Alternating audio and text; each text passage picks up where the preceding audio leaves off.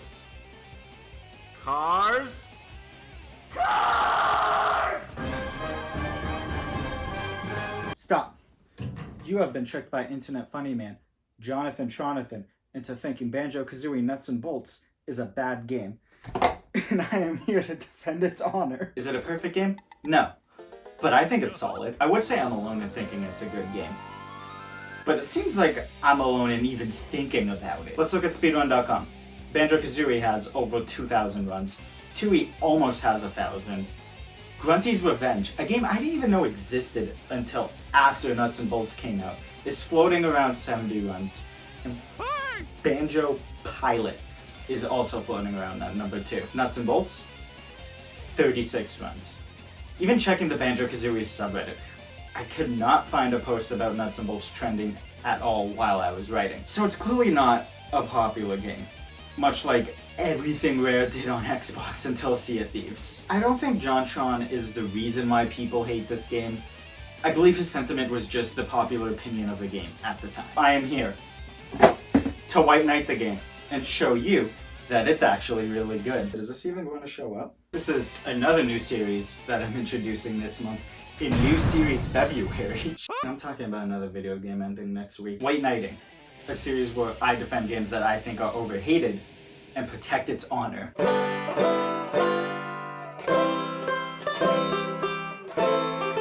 Before I sing the praises of the game, I have to acknowledge some complaints I do agree with. The opening of the game is pretty solid, up until the part where it absolutely on the old style of game. Yeah, maybe, like, don't do that. Did the Xbox crowd prefer a shooter over a collectathon at the time? Maybe.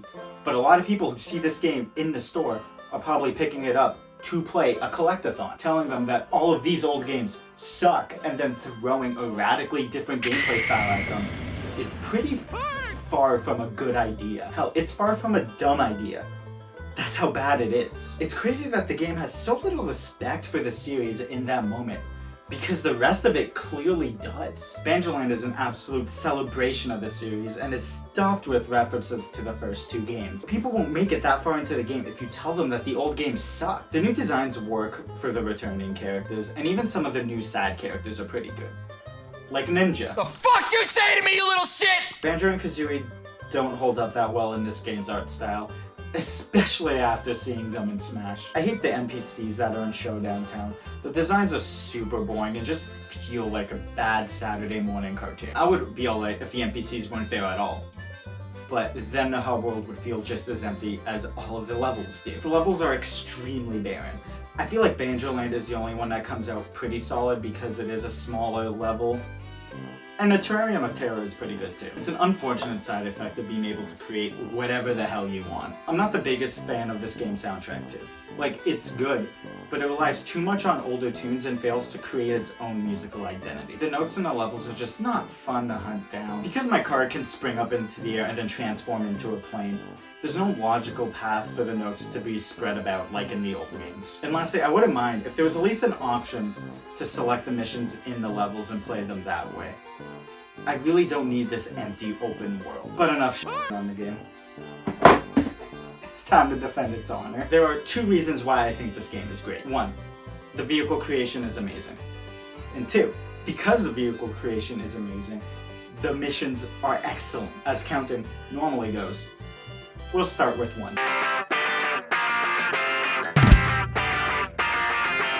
This game was at least 2 years too early. User-generated content was just starting to become a thing in games. Little Big Planet was only out for like a month, and Minecraft was 2 years out of even existing. The world wasn't ready for a game like this. And it doesn't help that it was the first Banjo game in 8 years. But despite all of that, Rare made a hell of a creation system. Every item has its own rule set, and how it interacts with everything else is great. Realistically, all you need to make a car move is wheels, engine, fuel, and a seat for Banjo to sit in. Because of the rules and the sheer number of parts to the game, if you can imagine it, it's highly likely that it will work. If you want to recreate some classic Halo vehicles to welcome Banjo to the Xbox family, you can do that. Want to make a boat but don't want to put like engines or like a propeller on it? Just slap a suck and blow on the back of it and it will work. Why does it work? Like, you can't turn, but it still goes forward.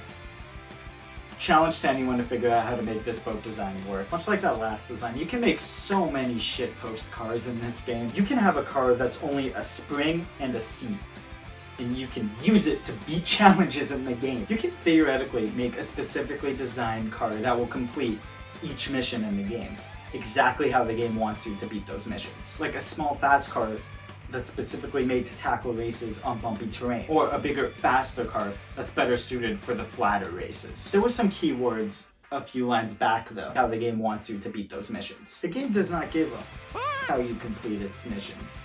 It just cares that you do.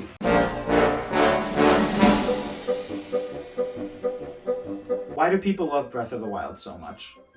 One reason is because of the game's open nature. It lets you tackle each of the puzzles in your own way. The game has a solid rule set, and it doesn't care if you abuse those rules to get ahead. Nuts and Bolts is very similar. It is possible to sequence break the game very early on and get a lot of parts early, which lets you create crazier shit earlier on and just makes the missions more fun. There are 4 types of missions: Player's Choice, Log's Choice, Jinjo missions, and Grunty missions. Player's Choice are the best ones.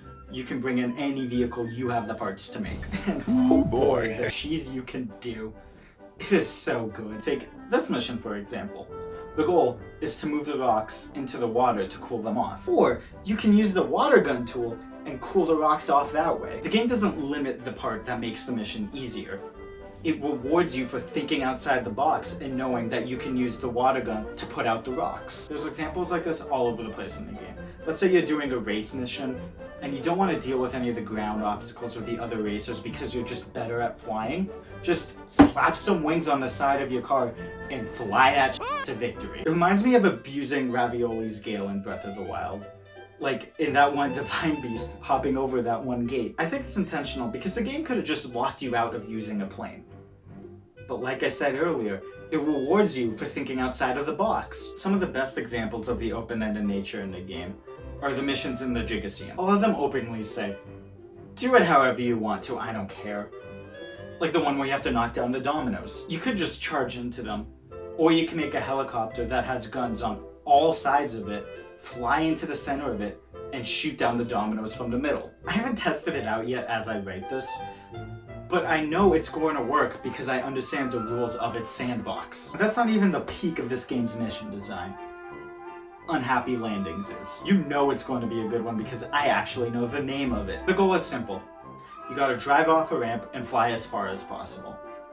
All controls except steering are disabled as soon as you pass the checkpoint. The fact that the game disables your controls in this part proves that they could limit the cheese that you could do in each mission, but didn't because that would ruin the fun. Anyways, that limitation of losing all control outside of steering leads to so many creative solutions for this mission. Like speeding down that ramp as fast as possible and breaking off Banjo's seat at the last moment, sending him flying through the level. You could be more basic about it. Go down the ramp quickly and then use springs at the end of it to launch the car into the air to get more distance. One dude improved on the ejector seat strat by putting Banjo in a ball so it would roll and bounce better when he would land. Like that's just so smart and like actually making a car. Just use the good old spring seat again. And don't you worry, it is not the last time we'll be seeing that in this video. And lastly, the perpetual motion machine. Okay, this one's definitely a glitch. Just look up Banjo Kazooie Nuts and Bolts Unhappy Landings on YouTube and you'll find some creative solutions. The second type of mission is the Log's Choice, where the game makes you use its own pre-made vehicle. These ones seem more limiting on paper, except you can edit a vehicle in a mission and it pauses time. There was one race in Log Box 720 where I found the car really awkward to control. So I took off the wheels and just gently cut down the fat that was on the car. It controls way better and it was faster because it was lighter. It's beautiful that even in this restricting mission in the game, it lets you figure out the best solution for you. The best example I can think of being able to change your car in a mission is during the pizza mission. The car says pizza on it, and overall just has a lot of stuff that's pretty useless and it's just there for show. Naturally, I removed the pizza part off of the car, but after beating the mission, I felt I could have used more speed. mostly because I didn't get all the rewards from it. This is probably a good time to mention it, but there are 3 stages to beating a mission. You either get notes, and a Jiggy, or get notes, a Jiggy, and 1/4 of a Trophy Thomas Jiggy. You know, ninja. So I cut off the rest of the fat, making it lighter, and I was able to go faster and beat it. But being able to mess around with the vehicle the game gives you isn't the only way you can cheese the log choice missions. There's one mission in 90 Acres where the goal is to bring nuts from one section of the map to the middle of the map and use the nut sucker to suck up the nuts. But all the props in the game are interactable, and it can be carried and put in your car. So the strat is to break off the nut sucker, put it in your car, bring it to the destination, and just suck up all the nuts there instead of going back and forth. You can't tell me that that was a mistake when it's done so easily. They knew it was interactable, and they knew you could move it, and they reward you for using creativity to beat the mission. To me, the log choice missions are super neat, because the game goes from creating your own solution from all the parts you have, to manipulating Rare's solution to make the best vehicle for you. Some of the Jinjo missions have specific cars too. They're much smaller challenges, there's only 5 types of them in the whole game, but they get harder as the game progresses. Jinjo Taxi is where you're given a vehicle by the Jinjo and you have to drive it to one part of the map. Sometimes they give you propellers, and when it does do that, you can edit the vehicle, like in the Log's Choice missions, and turn the car into a helicopter and beat it very easily. There's Speed, where you just have to hold over a top speed for a certain amount of time. It's a great way to show progression of how fast you can make a car. Or you can use the spring. Yeah, dude. God, I love the spring card. Jinjo Combat. It's just a sumo match. But again, it's a great example of progression, this time in how strong you can make your cars. One car I never would have thought of to make is this one that they use in the speedruns to just win instantly. Jinjo Kick. I don't remember what it's actually called. All you have to do is launch a Jinjo as far as possible. There's Jinjo... Find?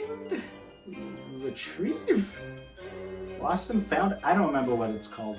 All you have to do is go to a point on the map, find an item, and bring it back to the Jinjo. Except it doesn't tell you where the item is until you get close. It's just not fun. Lastly, there's Jinjo Race. It's a speed and handling test, but unlike the other races in the game, you can make a car that's specifically designed to cheese the track it gives you. The last type of missions are the grunty missions.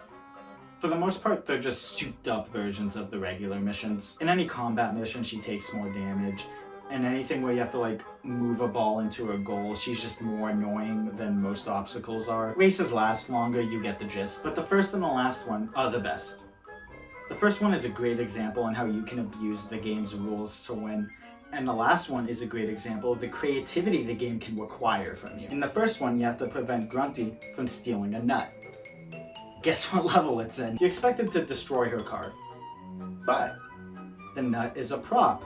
And as I mentioned earlier, all props are interactable. The strat is to pick the nut up out of her car and win instantly. The last mission is such a great example of the creativity the game demands, because it's just a bunch of challenges back to back to back to back, and you can't change your vehicle in between rounds. With all the knowledge you've gained throughout the game, you now have to make one car that can do everything.